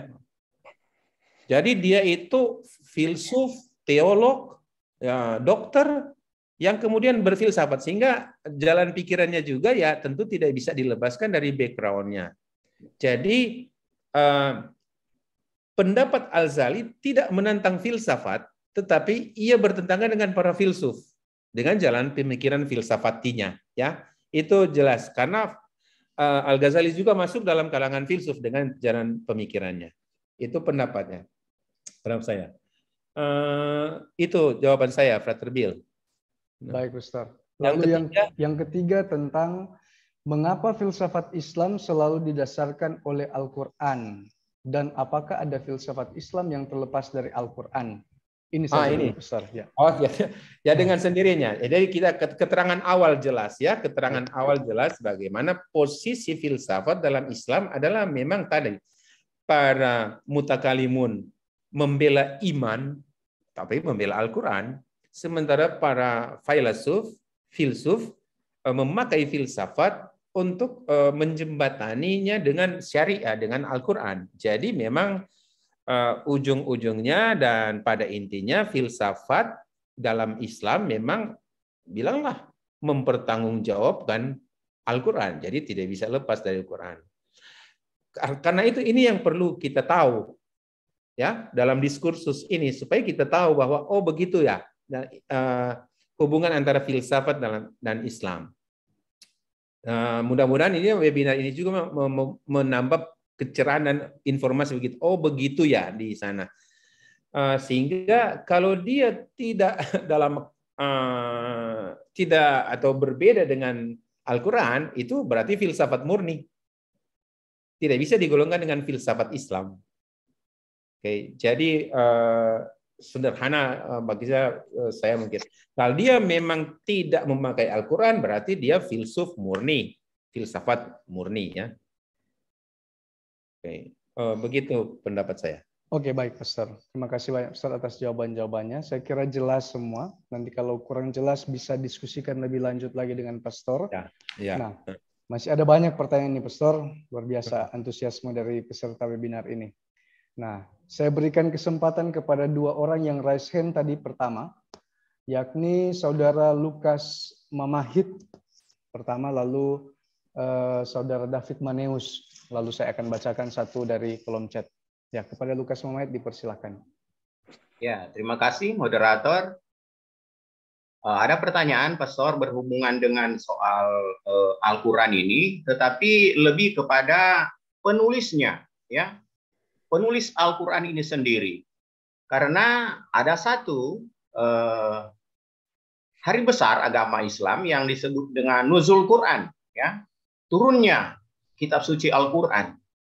Nah, tadi Pastor pada bagian akhir mengatakan bahwa Al-Quran ini juga berdasarkan tradisi, ya, kemudian ditulis, tetapi penulis Al-Quran ini sendiri secara katakanlah pasti, secara jelas itu bagaimana, apakah katakanlah punya background seperti yang dikatakan dalam filsafat Islam bahwa mereka punya katakanlah pemikiran-pemikiran seperti itu, sehingga semua yang berkaitan dengan filsafat Islam bersumber pada Al-Quran itu sendiri. Jadi boleh dikatakan bahwa yang menulis Al-Quran ini adalah ya memang benar-benar orang yang punya cara berpikir filsafat, sehingga semua filsafat Islam hanya didasarkan pada Al-Quran.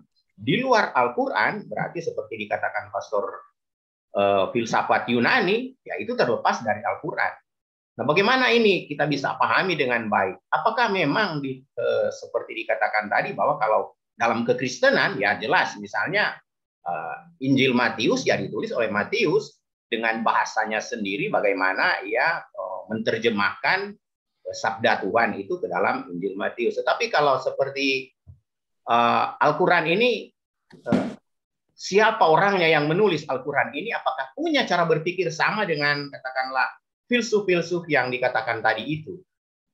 Apakah hanya satu orang, dua orang, atau berapa orang yang menulis Al-Quran ini sehingga boleh dikatakan menjadi sumber utama daripada filsafat Islam? Itu yang pertama, Pastor.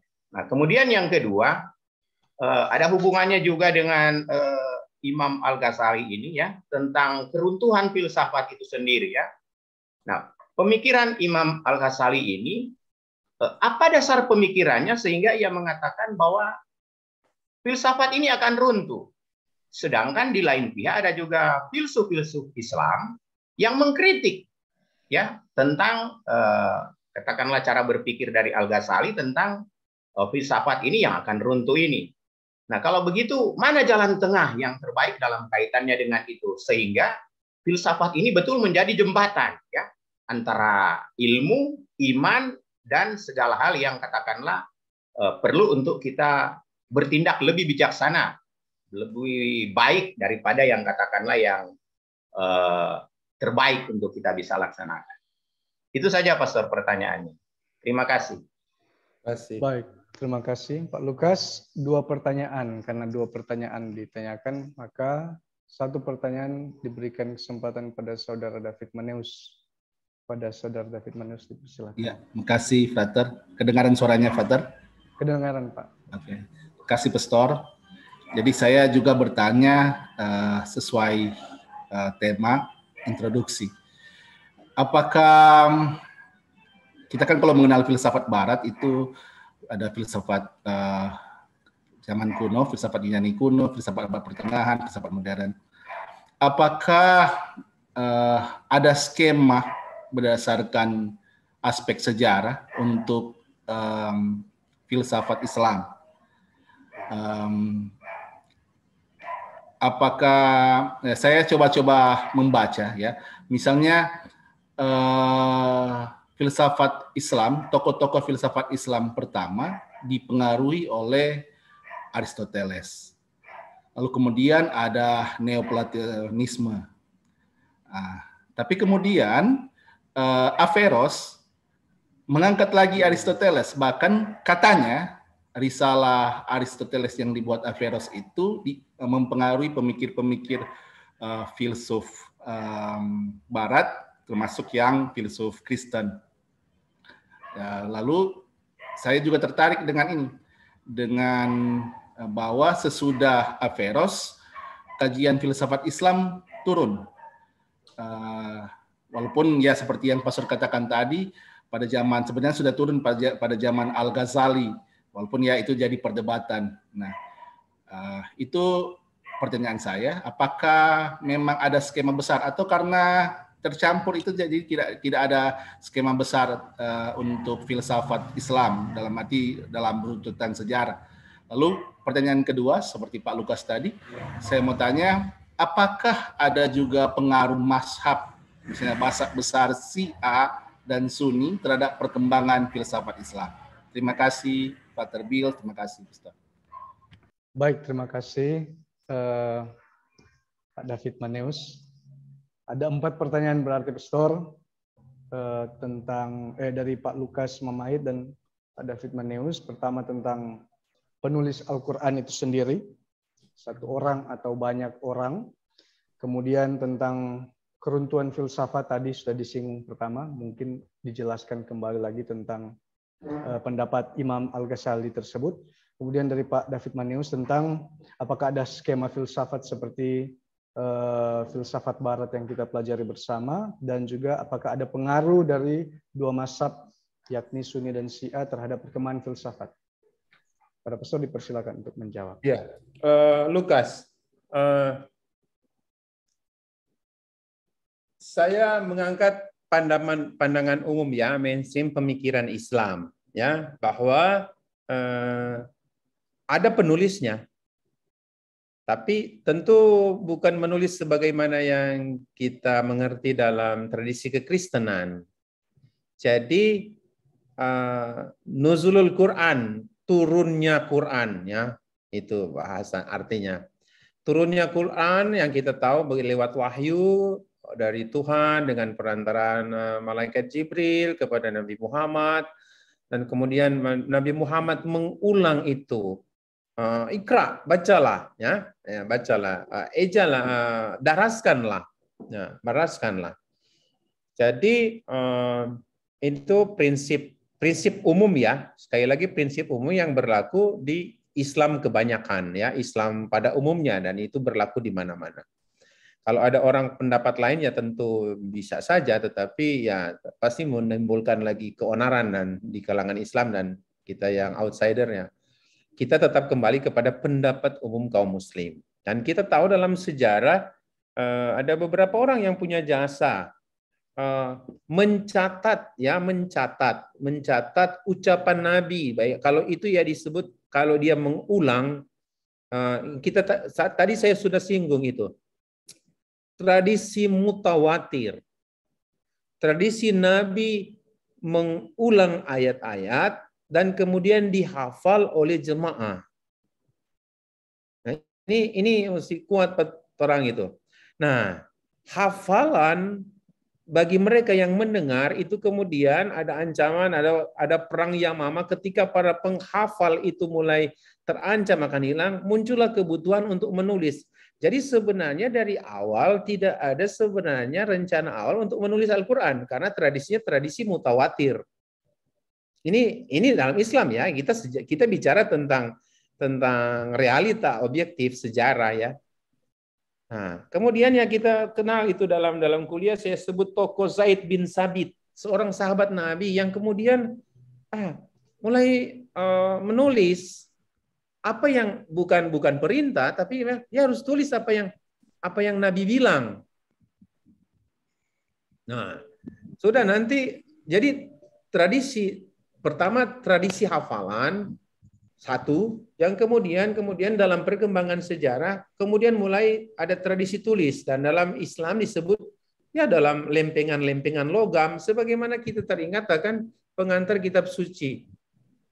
Pelepah-pelepah daun-daun kurma itu menurut sumber-sumber Islam ya. Ya ini informasi. Nanti kemudian saya memegang diktat saya tuh, jadi maaf saya harus katakan itu. Khalifah Abu Bakar mulai memerintahkan Zaid bin Sabit untuk mengumpulkan tulisan-tulisan. Abu Bakar, Khalifah. Utsman bin Affan ya, Khalifah berikutnya, kemudian kumpulan itu disebut musyaf. Nah, dalam istilah pelajaran Al-Quran itu. Jadi sudah ada, sebagai suatu introduksi saya katakan bahwa ternyata sudah ada tulisan-tulisan yang kemudian dikumpulkan. Di zaman, para ahli mengatakan sudah sejak zaman Nabi sudah mulai ada penulisan itu. Nanti di zaman kekhalifahan Al-Khulafa Ar-Rasyidun, mulai sedikit terlembagakan penulisan Al-Quran itu. Jadi, ya sudah, itulah awal. Dan kemudian ya masuk dalam era-era selanjutnya ya tidak bisa dibantah lagi, kemudian muncullah pencetakan, ya, penterjemahan ke bahasa-bahasa. Jadi sebagai suatu informasi awal, begitu menurut literatur Islam. Soal sampai pada penulisan, ya. Kalau istilah nuzulul Quran ya kita tahu dalam sahabat-sahabat kita kaum muslim sering merayakan itu. Kapan itu? Dan kita tahu bagaimana sejak awal berapa tahun itu ayat-ayat suci itu diturunkan, diwahyukan oleh Tuhan melalui dengan perantaraan Jibril kepada Nabi Muhammad. Begitu Pak Lukas. Berikut Al-Ghazali. Maaf, saya harus mengatakan ini, mungkin meluruskan atau apa. Al-Ghazali lebih melihat kerancuan cara berpikir para filsuf, beberapa filsuf. Dan tadi saya kemukakan rancu-rancunya mereka. Ya, misalnya pendapat Lukas, ya, saya kutip apa yang saya ulang tadi. Dalam Tahafut at-Falasifah, Al-Ghazali mengkritik ide para filsuf sebagai kerancuan logika, Jadi dia juga sebenarnya berfilsafat, tapi ide-idenya yang dia kritik. Ya, Terbir boleh tayang tentang Al-Ghazali supaya semua bisa lihat, karena saya harus bilang itu.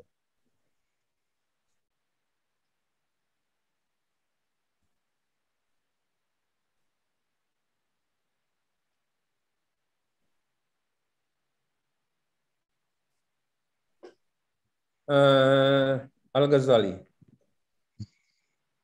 Nah ya, sudah lewat. Terus. Nah, coba lihat. Dalam Tahafut al-Falasifah, Al-Ghazali mengkritik ide para filsuf Muslim sebagai kerancuan logika para filsuf. Ia menyebut 3 tanda kekafiran. Tadi ya, karena itu dia rancu, runtuh. Baginya rancu maka mau runtuh ini filsafat. Pendapat filsafat ya bahwa alam semesta senantiasa ada dan tanpa permulaan. Jadi ada pendapat. Maaf saya tidak bisa merujuk ini pendapat mana, tetapi ada pendapat siapa dan pendapat dari mana. Al-Ghazali mengatakan bahwa paham ini bertentangan dengan Al-Quran yang memuat kisah Tuhan menciptakan alam semesta. Jadi kalau ada pendapat filsafat yang mengatakan tidak ada awal dan akhir dari penciptaan, ini sesat, ini kafir. Karena Quran mengatakan bahwa Tuhan mencipta, berarti ada saat Tuhan memulai. Pendapat 2, pendapat filsafat bahwa Tuhan hanya mengetahui perkara-perkara mujmal, umum, dan dia tidak mengetahui hal-hal khusus, karena ada pendapat bahwa Tuhan hanya mengetahui hal-hal umum, tapi yang khusus-khusus, yang detail-detail itu Tuhan tidak tahu. Nah, bagi Al-Ghazali pendapat ini kafir, sesat, rancu ini. Karena dia berpendapat bahwa Tuhan mengetahui segala sesuatu, termasuk hal-hal kecil. Pendapat filsafati lain bahwa hanya roh yang akan dibangkitkan di hari akhir, bagi Al-Ghazali ini sesat. Ya, karena apa? Kehidupan akhirat adalah kehidupan kebangkitan badan dan jiwa. Kita bisa, Lukas, kita bisa dalami buku itu. Saya hanya menyebut 3 yang betul-betul mencolok dalam pemikiran filsafatnya, cara berpikir Al-Ghazali. Jadi, saya ulang pendapat saya. Ia filsuf, tapi pendapat filsafatinya berbeda dengan pendapat filsuf lain. Dan ini biasa bagi saya. Oke, jadi dia memang terlalu bombastis kata-kata atau judul tadi. Keruntuhan filsafat. Saya lebih kerancuan filsafat. Nah, oke. Begitu Lukas. Yang masih di Manado atau di tempat lain? Tahu ini. David.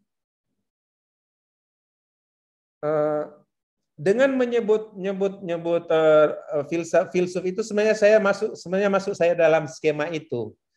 Nah, maaf, judulnya memang introduksi. Maka kita mulai dari awal dulu, pintu masuk filsafat.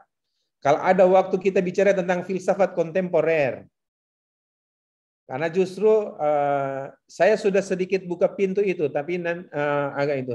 Karena filsafat kontemporer Islam itu sebenarnya mulai tidak terlalu seperti introduksi tadi. Dia akan bicara tentang filsafat Islam atau filsafat tasawuf. Dan sekarang itu lagi modern sekarang. Saya tidak buka dulu karena sekali lagi memang saya kebingungan. Kita mau ambil tema mana ini? Luas sekali ini, cuma 1 kali webinar. Kecuali saya diberi tema filsafat Islam kontemporer. Dalam diskusi dengan Pastor Tim bilang, Imo, ini kan baru mulai ini di STF, ini rupa jarang-jarang ini. Tapi lebih baik kita bicara introduksi. Itu pendapat saya. Saya lihat Pastor Ansel, Pastor Bayu, tolong aturlah. Siapa tahu filsafat kontemporer Islam.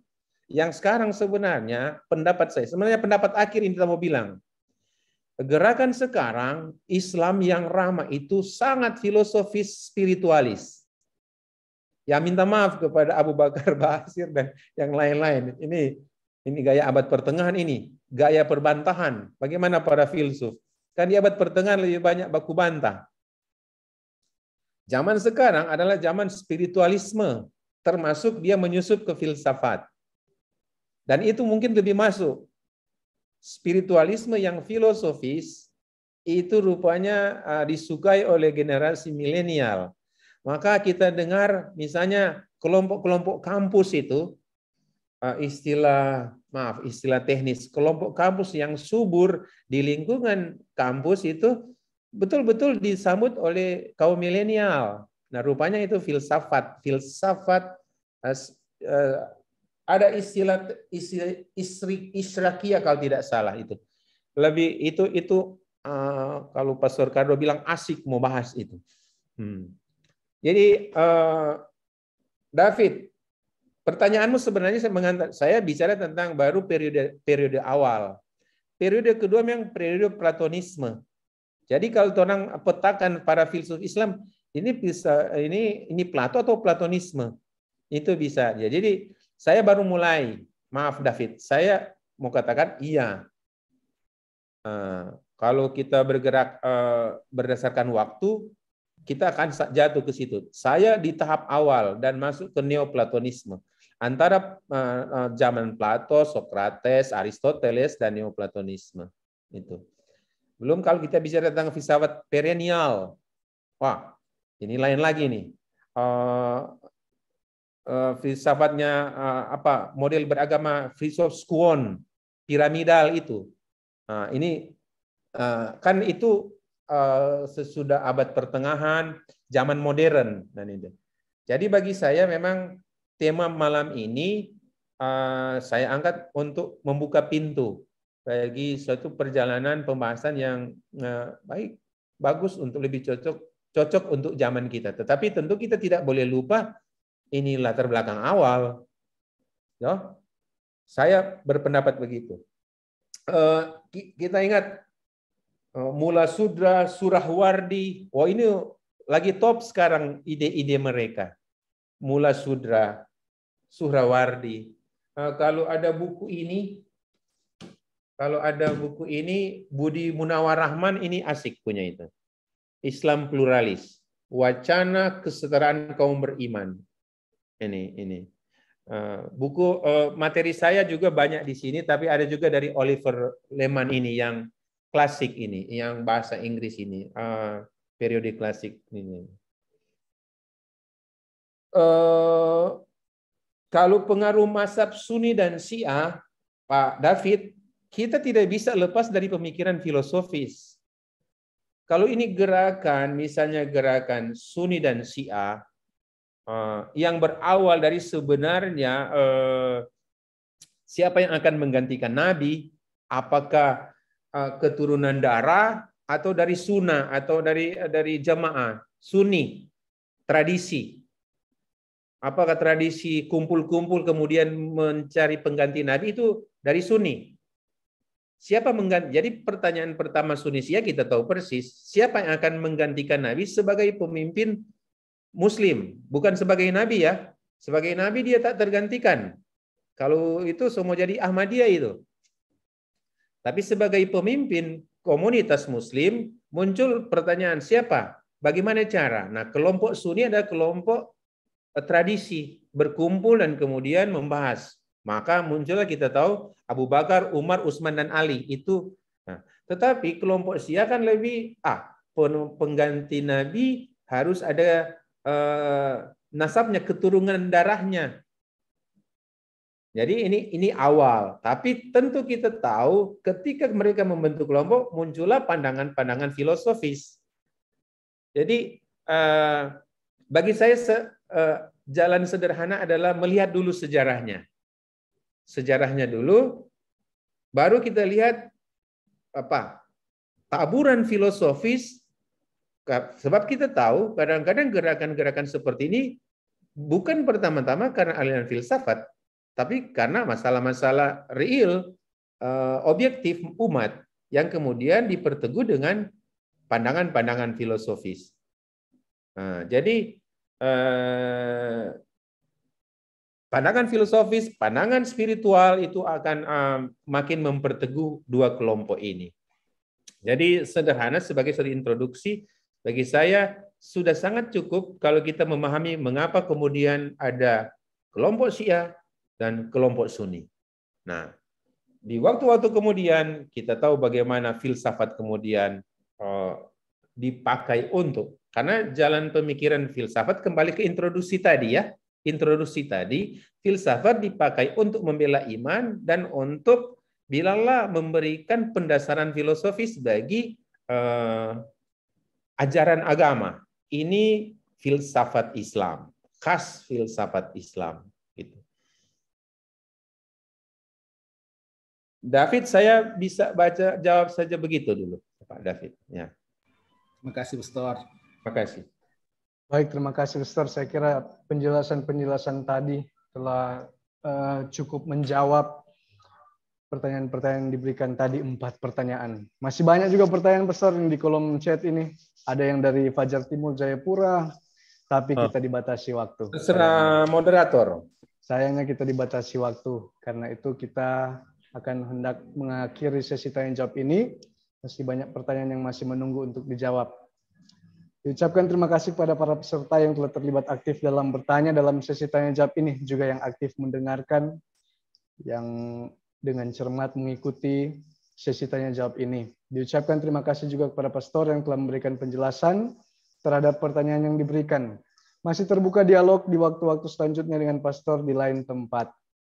Karena kita dibatasi waktu, maka sekarang kita akan masuk pada sesi yang ketiga, yakni catatan akhir dari penanggap kita pada webinar kali ini, yakni dari Pastor Dr. Gregorius Hertanto Dwi Wibowo, SSMTH. Pada Pastor Hertanto disilahkan. Baik, terima kasih. Pertama, Pastor Dami, terima kasih sekali atas penjelasan yang sangat baik. Meskipun tadi dibilang baru introduksi ya, tapi kita sudah dihantar kepada sesuatu yang luas ya. Tadi himbauan dari Pastor Dami untuk Pastor Bayu ya, dan Pastor Timo ya, Kaprodi dan Sekretaris Prodi, supaya dibuka kemungkinan untuk mahasiswa belajar tokoh-tokoh yang baru ini ya. Dan saya kira itu hal yang bagus juga ya, mungkin bisa ditampung, barangkali paling tidak ditambahkan lagi mata kuliah pilihan yang bisa juga memancing berpikir, cara berpikir ya, saya kira bagus sekali. Dan memang benar bahwa untuk Islamologi dan filsafat Islam memang baru sedikit ya. Baik. Saya pertama terima kasih kepada Pastor Dami, dan saya juga harus mengakui bahwa saya bukan filsuf, dan memang saya diundang pertama karena saya mengajar ekumene, tetapi sepertinya bukan bidang itu yang boleh kita pakai untuk memberi tanggapan. Jadi mungkin bidang teologi saya saja supaya lebih klop ya saya kira.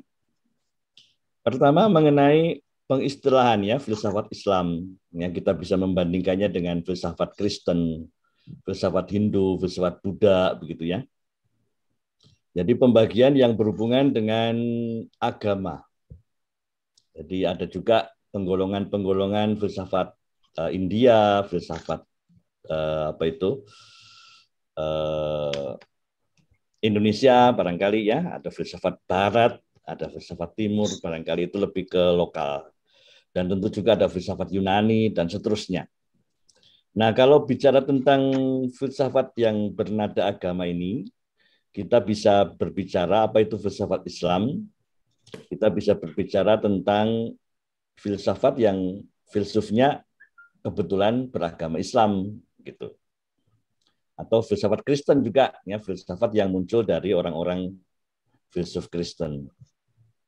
Tapi juga bisa bicara dengan karena yang direnungkan kebenaran satu agama. Karena patokan yang disebut kebenaran adalah yang diyakini menurut agama. Ya itu. Jadi tentu itu bisa didefinisikan lagi. Jadi misalnya kalau kita bicara kekristenan lalu kemudian sebagai pencarian kebenaran, maka nanti kalau kita bicara kekristenan, maka kebenaran itu bukan sebuah hasil penalaran logis saja, ya, bukan hasil retorika atau spekulasi. Tetapi kalau kita bicara keyakinan agama Kristiani, misalnya, kita bisa bicara kebenaran adalah seorang pribadi. Ya, kebenaran bukan hanya apa, tetapi siapa. Dan itulah lalu kemudian kita bisa ingat pertanyaan dari Pilatus, apa itu kebenaran? Dan ya Pilatus sebagai wakil dari kebudayaan Roma, ya bertanya apa itu kebenaran, ya sebagai satu kebenaran sebagai hasil dari diskursus, hasil dari perenungan filosofis ya, barangkali, ya mungkin juga retorika. Dan dihadapkan dengan Yesus yang diam. Ya, dia tidak menjawab pertanyaan dari Pilatus. Dan menurut saya ini menarik, ya. Meskipun sebelumnya Yesus pernah berbicara kepada muridnya, aku ini ya jalan kebenaran dan hidup. Jadi sesuatu yang lain sekali. Lalu berhubungan dengan kepribadian. Nah, kalau kita bicara tadi mendengar penjelasan tentang filsafat Islam yang awal terutama yang berhubungan dengan nanti kebenaran berhubungan dengan wahyu dari Al-Quran, dari Sunnah dan sebagainya, kita lalu saya sendiri diingatkan akan itu. Jadi diingatkan akan teosofinya, kebenaran sebagai bukan sebagai kesimpulan spekulatif, tetapi kebenaran sebagai apa yang diwahyukan. Dan ini menarik ya, untuk saya menarik. Dari tentu nanti berkembang ya. Juga kekristenan, di dalam kekristenan juga berkembang. Tetapi di dalam konteks itu lalu bisa dimengerti tadi ya, di dalam awal-awal bagaimana sikap orang terhadap filsafat, ada yang menerima, ada yang mewaspadai tadi, yang menolak sama sekali tidak, tapi waspada. Begitu. Nah, kalau di kekristenan kita ingat misalnya akhirnya memang filsafat itu sangat penting ya. Thomas Aquinas memakai istilah teologia ancilla, filosofi ancilla teologia, dari ancilla dalam arti yang memberi terang, yang membawa terang sehingga orang bisa lebih mengerti lagi. Tapi juga ada yang sudah lama sekali ya, sejak abad ke-4, abad ke-5 ya, dari Agustinus misalnya ya, Fides Quaerens Intellectum ya, yang diperteguh lagi nanti Anselmus dari Canterbury. Jadi Crede ut Intellegas Agustinus ya, dan Credo ut Intellegam dari Anselmus. Yang artinya penting sekali ya bahwa kita menggunakan juga daya pikir akal tadi untuk mengerti, untuk memahami dari satu kebenaran. Begitu. Jadi bahwa juga saya kira juga baik di Islam maupun di Kristen juga ada kecenderungan menolak ya. Karena apa? Karena filsafat ya sebagai usaha untuk mencari kebenaran mempunyai banyak pertanyaan, dan itu bisa menggelisahkan bagi orang-orang yang tidak ingin ditanyakan tentang wahyu, ya. Orang bisa, bahkan wahyu pun bisa ditanya-tanya terus, ya, dan itu memang lalu bisa menggelisahkan. Ya, lalu banyak hal, ya. Saya kira saya dalam hal tertentu, ya, Imam Al-Ghazali tadi mengatakan ada beberapa pertanyaan yang lalu membuat bingung. Antara lain tentang ciptaan, ya, penciptaan dipertanyakan dan sebagainya. Lalu kemudian apakah apa itu? Ya, tadi yang saya ingat itu penciptaan itu. Ya, tentu itu banyak hal kita juga mengalami pertanyaan-pertanyaan seperti itu, ya. Di dalam pergumulan agama, ya, kekritisan, ya, dan kejelian terhadap pernyataan-pernyataan itu, ya, seringkali juga memusingkan. Tetapi kejelian dan apa itu kekritisan itu membantu juga untuk menerangkan, ya, tanpa kejelian dan apa itu kekritisan, lalu kemudian banyak doktrin-doktrin agama tidak bisa diterangkan dengan baik, ya. Dan itu memang di dalam perjalanan kita sangat penting itu. Jadi misalnya istilah-istilah, ya, Tritunggal juga itu juga pengaruh dari filsafat juga, ya, homoousios, ya, usios dan sebagainya. Lalu kemudian transubstansiatio, ya, itu juga filsafat-filsafat muncul di sana. Tanpa itu banyak, ya, doktrin agama tidak bisa diterangkan dengan baik. Tetapi juga kita tidak bisa mendalami lebih baik, ya. Nah, saya senang sekali tadi diterangkan tentang epistemologi dari filsafat Islam tadi, ya, ada apa itu Bayani, ada Irfani, ada Burhan, ya, ada kebenaran wahyu, ya, ada pengalaman mistik, dan juga ada pengetahuan yang dicari dengan analisa dan sebagainya. Dan saya merasa ini penting, ya, di dalam memperdalam juga ilmu, ya, tentang pengetahuan agama juga itu penting. Karena apa? Ya, kita selalu bicara tentang rasio, fides et ratio, ya, tapi juga iman dan juga rasio, ya, itu penting, ya. Yang menarik adalah pengalaman mistik. Ya, pengalaman mistik. Yang menarik, ya, pengalaman bahwa orang mengalami. Ya, tadi disebut mula sadera itu juga, ya, bicara tentang inteligibilitas, ya, lalu bicara tentang kebijaksanaan transenden dan sebagainya. Jadi pengalaman bahwa kita, ya, keberadaan itu mewahyukan diri, ya, di dalam konteks ditangkap secara pengalaman ini. Dan ini juga di dalam konteks kita sangat penting. Jadi di antara wahyu dan pengetahuan ada yang disebut pengalaman mistik, pengalaman rohani.